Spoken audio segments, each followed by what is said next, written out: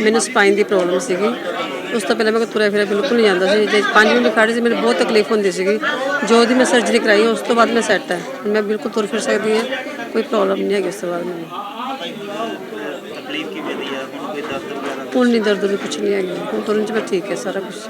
ਬਿਲਕੁਲ ਠੀਕ ਹਾਂਜੀ ਬਿਲਕੁਲ ਠੀਕ ਹੈ। 1.5 ਮਹੀਨਾ ਹੋ ਗਿਆ ਮੇਰੀ ਸਰਜਰੀ ਹੋਈ ਨੂੰ, ਮੈਂ ਬਿਲਕੁਲ ਠੀਕ ਹੈ। ਮੇਰਾ ਨਾ ਅੱਖਾਂ ਦਾ ਥੋੜ੍ਹਾ ਜਿਹਾ ਕੰਮ ਦਿਖ ਰਿਹਾ ਸੀ, ਅੱਖਾਂ 'ਚ ਦਰਦ ਬਹੁਤ ਹੁੰਦਾ ਸੀ ਅਤੇ ਦਿਮਾਗ ਦੇ ਵਿੱਚ ਮੇਰੇ ਰਸੌਲੀ ਸੀ, ਜਿੱਥੇ ਦੇਖਦੀ ਸੀ ਬੇਹੋਸ਼ ਹੋ ਕੇ ਗਿਰ ਜਾਂਦੀ ਸੀ। ਅਤੇ ਮੈਂ ਡਾਕਟਰ ਅਰੋੜਾ ਜੀ 'ਤੇ ਆਈ ਐਕਸੀਡੈਂਟ ਦੇ ਕਾਰਨ, ਅਤੇ ਡਾਕਟਰ ਸਾਹਿਬ ਨੇ ਦੱਸਿਆ ਵੀ ਤੁਹਾਡੇ ਸਿਰ 'ਚ ਰਸੌਲੀ ਹੈ ਅਤੇ ਮੇਰਾ ਆਪਰੇਸ਼ਨ ਐਨ ਠੀਕ ਠਾਕ ਹੋ ਗਿਆ ਜੀ।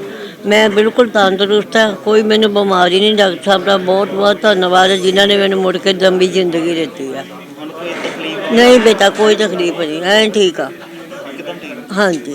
ये kind of first in Ludhiana और से पंजाब हुई है, जो कि सर्जरी बहुत डिफ़िकल्ट थी। ब्रेन खोलना पड़ता है, ना ब्रेन स्कल खोली गई, ना पेशेंट को कॉम्प्लिकेशन हुई। डॉक्टर झावर ने ईज़िली नाक के रस्से से बड़े संभाल के उस खतरनाक ऑपरेशन को बड़े आसान तरीके से निकाल दिया। It's a wonderful job he has done. हुण एग्जाम्पल असी दे रहे सी AVM की, डॉक्टर साहब, जो पेशेंट फॉर्चुनेटली ब्रेन हैमरेज वाला नहीं आ सका। आई रिमेंबर कि 90 में व्हेन आई वाज प्रैक्टिसिंग, ऐसा ही एक पेशेंट आया जिसको दाखिल किया। They could afford it, it was not possible in India that time. At 90 में वो पेशेंट 20 करोड़ रुपीज़ स्पेंड करके USA से ट्रीटमेंट करा के आए थे। And he had lot many issues. Going to USA is not that simple. And now यहाँ पे पेशेंट आया, आराम से सर्जरी कर दी गई और 4 दिन बाद छुट्टी हुई। ये डॉक्टर साहब ने बताया। हाँ देखो, मेजर ਇਹਦੇ 'ਚ ਟਾਈਮ 2 ਤੋਂ 3 ਘੰਟੇ ਲੱਗੇ, ਜੋ ਕਿ ਆਪਣੇ ਆਪ 'ਚ ਵੀ ਕਾਫੀ ਫਾਸਟ ਕਵਾਂਗੇ। ਜ਼ਿਆਦਾਤਰ ਨਿਊਰੋ ਸਰਜਰੀ ਅਸੀਂ ਟਾਈਮ 'ਤੇ ਇੰਨੀ ਤਵੱਜੋ ਨਹੀਂ ਦਿੰਦੇ। ਸਾਡਾ ਕੰਮ ਮੇਨ ਜੋਬ ਹੁੰਦੀ ਕਿ ਕੰਮ ਵਧੀਆ ਹੋਵੇ। ਘੰਟਾ ਅੱਗੇ ਪਿੱਛੇ ਵੀ ਲੱਗ ਜਾਵੇ ਉਹ ਮੈਟਰ ਨਹੀਂ ਕਰਦਾ, ਕਿਸੇ ਦੀ ਲਾਈਫ ਦਾ ਸਵਾਲ ਹੈ, ਉਹਨੇ ਪੂਰੀ ਲਾਈਫ ਗੁਜ਼ਾਰਨੀ ਹੈ। ਜੋ ਮੇਜਰ ਕੰਪਲੀਕੇਸ਼ਨ ਇਹ 'ਚ ਹੋ ਸਕਦੀ ਹੈ ਉਹ ਸਭ ਤੋਂ ਮੇਜਰ ਬਲੀਡਿੰਗ, ਕਿਉਂਕਿ ਜਦੋਂ ਤੁਸੀਂ ਨੱਕ ਥਣੀ ਆਪਰੇਸ਼ਨ ਕਰ ਰਹੇ ਆ, ਦੋਨੋਂ ਮੇਨ ਜਿਹੜੀਆਂ ਦਿਮਾਗ ਦੀਆਂ ਨਾੜੀਆਂ ਉਹਦੇ ਪਿੱਛੋਂ ਤੁਸੀਂ ਜਾਣਾ। ਇੱਕ ਵੀ ਨਾੜੀ ਨੂੰ ਕਿਸੇ ਵੀ ਤਰ੍ਹਾਂ ਦੀ ਇੰਜਰੀ ਹੋ ਜਾਂਦੀ ਆ ਤਾਂ ਉਹ ਆਪਰੇਸ਼ਨ ਉੱਥੇ ਹੀ ਖਤਮ ਹੋ ਜਾਂਦਾ। ਸੋ ਬਲੀਡਿੰਗ ਹੋ ਸਕਦੀ ਹੈ, ਅੱਖ ਦੀ ਨਾੜ ਦੀ ਇੰਜਰੀ ਹੋ ਸਕਦੀ ਹੈ, ਜਾਂ ਬਾਅਦ ਦੇ ਵਿੱਚ ਦਿਮਾਗ ਉਹ ਰਿਪੇਅਰ ਕਰਨੀ ਪੈਂਦੀ, ਕਿਉਂਕਿ ਤੁਸੀਂ ਨੱਕ ਥਣੀ ਦਿਮਾਗ 'ਚ ਜਾ ਰਹੇ ਹੋ ਅਤੇ ਤੁਹਾਨੂੰ ਵਾਪਸ ਉੱਥੇ ਉਹੀ ਰਸਤਾ ਬਣਾਉਣਾ ਪੈਂਦਾ, ਉਹਨੂੰ ਦੁਬਾਰਾ ਸੀਲ ਕਰਨਾ ਪੈਂਦਾ। ਹਾਂਜੀ, ਸੋ ਇਹਨੂੰ 2 ਤੋਂ 3 ਘੰਟੇ ਲੱਗੇ ਸੀ। ਕਿੰਨੀ ਕੁ ਅਮਾਊਂਟ ਲੱਗ ਜਾਂਦੀ ਹੈ ਜੀ ਇੱਦਾਂ ਸਰਜਰੀ ਕਰਨ ਦੀ? ਦੇਖੋ, ਜਿੱਦਾਂ ਡਾਕਟਰ ਸਾਹਿਬ ਨੇ ਦੱਸਿਆ, ਇਹੀ ਸਰਜਰੀਜ਼ ਜੇ ਆਪਾਂ ਬਾਹਰਲੇ ਮੁਲਕਾਂ ਜਿੱਦਾਂ ਹੋਰ ਸੈਂਟਰਾਂ ਦੇਖੀਏ ਉੱਥੇ ਤਾਂ ਇਹ ਕਰੋੜਾਂ ਦੇ ਹਿਸਾਬ ਨਾਲ, ਇੱਥੇ ਸਾਡੇ ਕੋਈ 2 ਤੋਂ 3 ਲੱਖ ਐਵਰੇਜ ਕਹਿ ਲਓ, ਬਾਕੀ ਇੰਨੇ ਕੀ ਹੁੰਦੀ ਹੈ।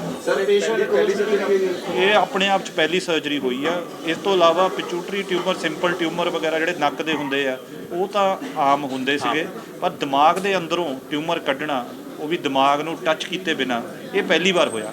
ਪੇਸ਼ੈਂਟ ਨੂੰ ਕਿੰਨੀ ਦੇਰ ਬਾਅਦ ਛੁੱਟੀ ਮਿਲਦੀ ਹੈ ਇਸ ਤੋਂ ਬਾਅਦ 3-4 ਦਿਨ ਬਾਅਦ ਅਸੀਂ ਛੁੱਟੀ ਦੇ ਦਿੰਦੇ ਹਾਂ। ਸਰ ਕੋਈ ਮੈਡੀਸਿਨ ਚਲੋ ਜਲਦੀ ਹੁੰਦਾ? ਨਹੀਂ, ਫਿਲਹਾਲ ਕੋਈ ਮੈਡੀਸਨ ਜਦੋਂ ਆਪਾਂ ਟਿਊਮਰ ਕੱਢਦੇ ਉਸ ਤੋਂ ਮੈਡੀਸਿਨ ਲਗਾਤਾਰ ਚੱਲਦੀ ਹੈ ਕਿ ਨਹੀਂ ਕੋਈ ਮੈਡੀਸਿਨ। ਟਿਊਮਰ ਪੇਸ਼ੈਂਟ ਕਿਉਰ ਹੋ ਗਿਆ, ਸਾਦੀ ਰਸੌਲੀ, कोई कॉम्प्लिकेशन आई नहीं। ਜਿਹਦੇ ਨਾਲ ਕਿਤੇ ਮਰੀਜ਼ ਦੇ ਦਿਲ ਦੇ ਵਿੱਚ ਡਰ ਆ ਜਾਂਦਾ, ਜੇ ਛੋਟਾ ਆਪਰੇਸ਼ਨ ਕਰਨਾ ਹੋਵੇ ਤਾਂ ਵੀ ਡਰ ਦਿੰਦੇ। ਵੱਡਾ ਆਪਰੇਸ਼ਨ ਸੀ, ਨੱਕ ਦੇ ਆਈ ਕੱਟਣੀ ਸੀ ਰਸੌਲੀ ਵਗੈਰਾ, ਕਿਵੇਂ ਪੇਸ਼ੈਂਟ ਨੂੰ ਕਿਵੇਂ ਕਿਵੇਂ ਕੀਤਾ ਗਿਆ? ਉਸ ਪੇਸ਼ੈਂਟ ਨੂੰ ਦੇਖੋ ਸਮਝਾਇਆ ਜਾਂਦਾ ਕਿ ਬਈ ਨਾ ਕਰਨ 'ਚ ਕੀ ਰਿਸਕ ਨੇ ਤੇ ਕਰਨ 'ਚ ਕੀ ਰਿਸਕ ਆ, ਅਤੇ ਉਹਨਾਂ ਨੂੰ ਦੱਸਿਆ ਜਾਂਦਾ ਕਿ ਜੇ ਨਾ ਕਰਾਂਗੇ ਤਾਂ ਆਹ ਚੀਜ਼ਾਂ ਹੋ ਸਕਦੀਆਂ।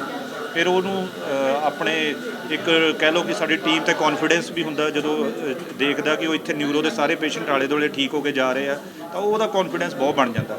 ਜਦੋਂ ਕੋਈ ਪੇਸ਼ੈਂਟ ਨੂੰ ਦੱਸ ਦੇਵੇ ਉਹਦਾ ਵੀ ਬਹੁਤ ਅਸਰ। ਸਰ ਦੂਜੀ ਸਰਜਰੀ ਤੇ ਹੋਰ ਸਰਜਰੀ 'ਚ ਰਿਸਕ ਫੈਕਟਰ ਕਿੰਨਾ ਕੁ ਘੱਟ ਸੀ ਜਾਂ ਵੱਧ ਸੀ? ਦੇਖੋ, ਇਹ ਸਰਜਰੀ ਆਪਣੇ ਆਪ 'ਚ ਇਹਨੂੰ ਅਸੀਂ ਕਹਿੰਦੇ ਮਿਨੀਮਲੀ ਇਨਵੇਸਿਵ ਸਰਜਰੀ, ਜਿਹਦੇ 'ਚ ਆਪਾਂ ਕੋਈ ਵੱਡਾ ਚੀਰਾ ਜਾਂ ਚੀਰ ਫਾੜ ਦੀ ਲੋੜ ਨਹੀਂ ਹੁੰਦੀ। ਪਰ ਇਹਦਾ ਮਤਲਬ ਇਹ ਨਹੀਂ ਕਿ ਇਹਦੇ 'ਚ ਰਿਸਕ ਘੱਟ ਜਾਂਦੇ, ਰਿਸਕ ਇਹਦੇ 'ਚ ਵੀ ਉਹੋ ਜਿਹੇ ਹੀ ਬਣੇ ਹੁੰਦੇ ਆ, ਪਰ ਇਹਦੇ 'ਚ ਇਹ ਆ ਕਿ ਲੌਂਗ ਟਰਮ ਪੇਸ਼ੈਂਟ ਨੂੰ ਕੋਈ ਨੁਕਸਾਨ ਨਹੀਂ ਹੁੰਦਾ, ਉਹਦੇ ਫਾਇਦੇ ਕਾਫੀ ਨੇ।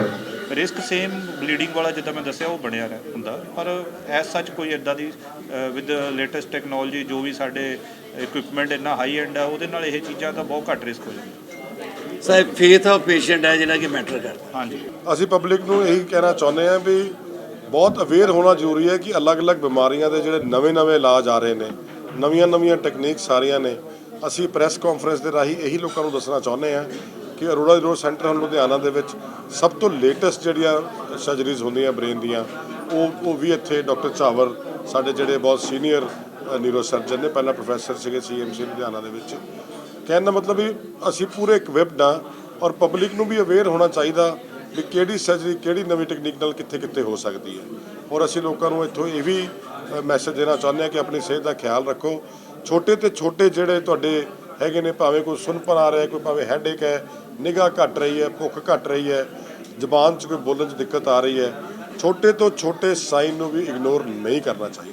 ने बताया कि इतनी एडवांस सर्जरी पॉसिबल हो पाई है, तो हम ये मैसेज देना चाहते हैं पब्लिक को कि पंजाब में, लुधियाना में ऐसी फैसिलिटीज़ बहुत अवेलेबल है, एडवांस फैसिलिटीज़ हैं। किसी को दिल्ली बॉम्बे दूर तक जाने की ज़रूरत नहीं है।